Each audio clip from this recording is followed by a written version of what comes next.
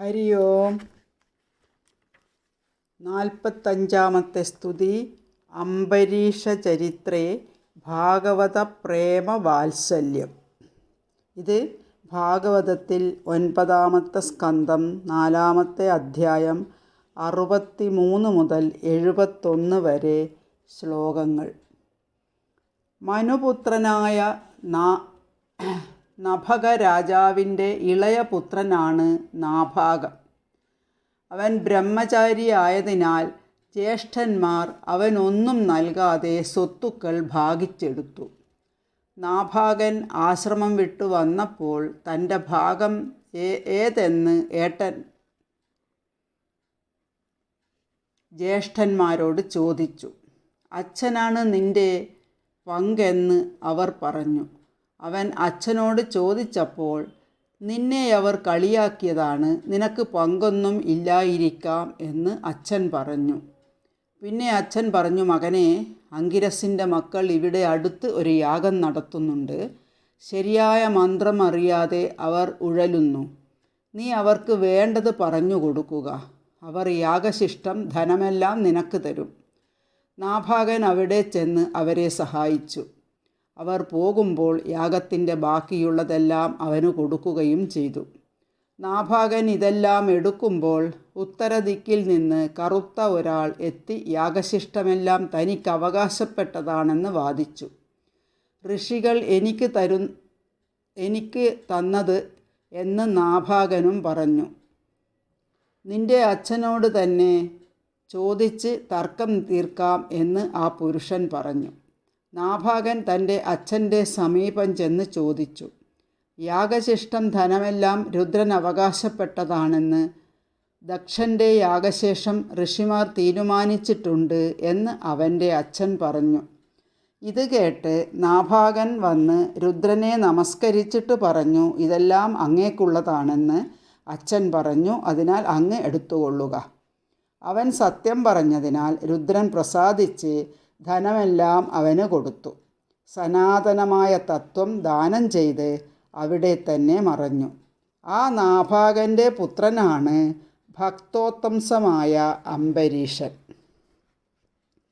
നാഭാഗപുത്രനും പരമഭക്തനുമായ അംബരീഷൻ 7 ദ്വീപുകളടങ്ങിയ ഈ ഭൂമിയുടെ ഏകാധിപനായ രാജാവും ഐശ്വര്യസമ്പന്നനും ഭക്ത അഗ്രഗണ്യനും ആയിരുന്ന അദ്ദേഹം ഐശ്വര്യം നശ്വരമാണെന്ന് വിശ്വസിച്ച് കൃഷ്ണപാദാരവിന്ദങ്ങളിൽ മനസ്സുറപ്പിച്ചവനാണ്. വസിഷ്ഠൻ, ഗൗതമൻ തുടങ്ങിയ മുനിമാരെ വരുത്തി യാഗം നടത്തിയും തപോയുക്തമായ ധർമ്മം ആചരിച്ചും നിർമ്മല ഭക്തിയോടെ ജീവിച്ച് ശ്രീഹരിയെ സന്തുഷ്ടവാനാക്കി. അംബരീഷൻ്റെ ഏകാന്ത ഭക്തിഭാവത്തിൽ പ്രസന്നനായ ഭഗവാൻ ശത്രുസംഹാരകമായ തൻ്റെ സുദർശന ചക്രം അദ്ദേഹത്തിന് ദാനമായി കൊടുത്തു.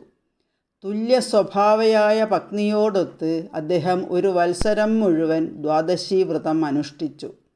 ദശമി തൊട്ട് 3 ദിവസവും രാത്രി ഉപവസിച്ച് 1 വർഷം തികയുന്ന കാർത്തിക മാസത്തിൽ ഏകാദശി ദിവസം കാളിന്തിയിൽ കുളിച്ച് വിഷ്ണു വിഗ്രഹത്തിൽ പൂജയും അർച്ചനയും നടത്തി ബ്രാഹ്മണർക്ക് അനവധി ദാനങ്ങൾ ചെയ്തു.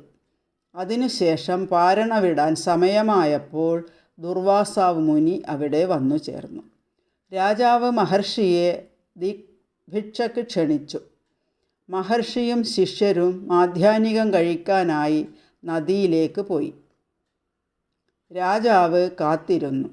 ഏറെ നേരം കഴിഞ്ഞിട്ടും ദുർവാസാവിനെ കാണായികയാൽ ബ്രാഹ്മണരുടെ അഭിപ്രായം മാനിച്ച് സമയം കഴിയുന്നതിന് മുൻപായി ജലം മാത്രം കഴിച്ച് പാരണ വീട്ടി. സ്നാനവും ജപവും കഴിഞ്ഞെത്തിയ മഹർഷി രാജാവിൻ്റെ പ്രവൃത്തി അറിഞ്ഞു. അദ്ദേഹം കോപാവിഷ്ടനായി അതിഥിയെ കൂടാതെ ആഹാരം കഴിച്ച നിന്നെ കാണിച്ചു തരാം എന്ന് പറഞ്ഞ് ജട പറിച്ച് നിലത്തൊന്നടിച്ചു. അവിടെ നിന്നുദ്ഭവിച്ച കൃത്യ വാളുമായി രാജാവിൻ്റെ നേരെ ചാടി.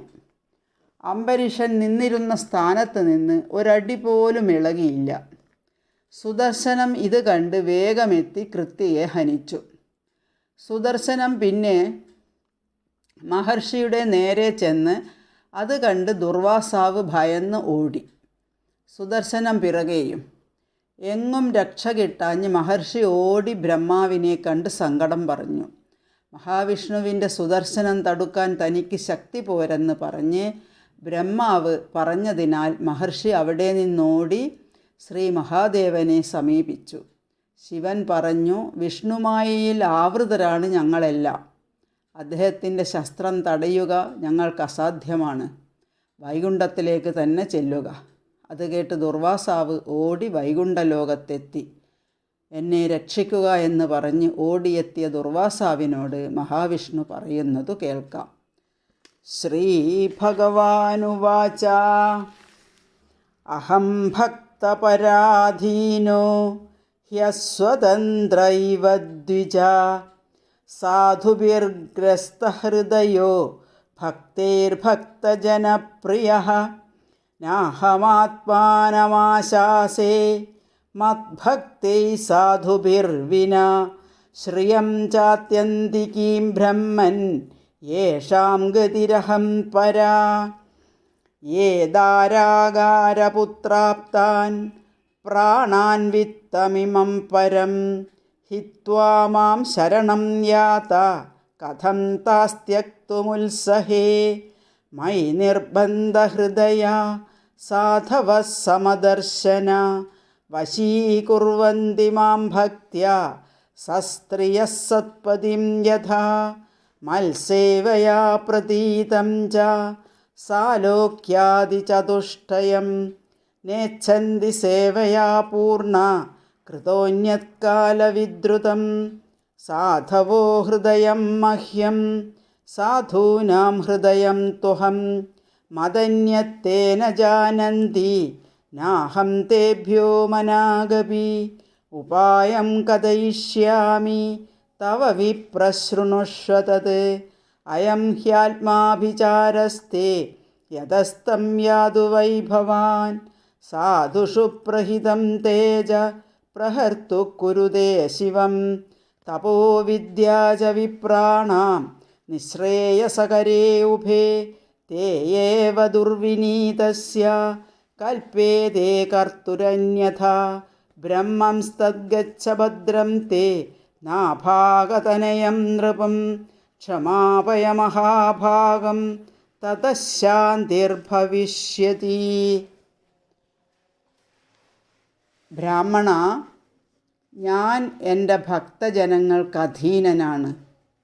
അവർ എൻ്റെ പാദസേവയാൽ പൂർണ്ണരായി സ്വയം പ്രാപിച്ച സാലോക്യം, സാമീപ്യം, സാരൂപ്യം, സായുജ്യം എന്നീ മുക്തികൾ പോലും ആഗ്രഹിക്കുന്നില്ല. എൻ്റെ ഭക്തന്മാരെ ഞാൻ കൈവെടിയില്ല. എൻ്റെ ഹൃദയം പോലും അവരുടെ ചേതസ്സാണ്. ഭവാൻ ആരോടാണോ അകൃത്യം ചെയ്തത് അവനെ തന്നെ ആശ്രയിക്കുക. വിദ്യയും തപസ്സും മുക്തി നൽകുമെങ്കിലും ദുർവിനീതരാണെങ്കിൽ വിപരീത ഫലം വരുമെന്നോർക്കുക. അതിനാൽ ആ രാജാവിനെ തന്നെ ആശ്രയിക്കുക. ശാന്തിയുണ്ടാകും. ഓം നമോ ഭഗവതേ വാസുദേവായ.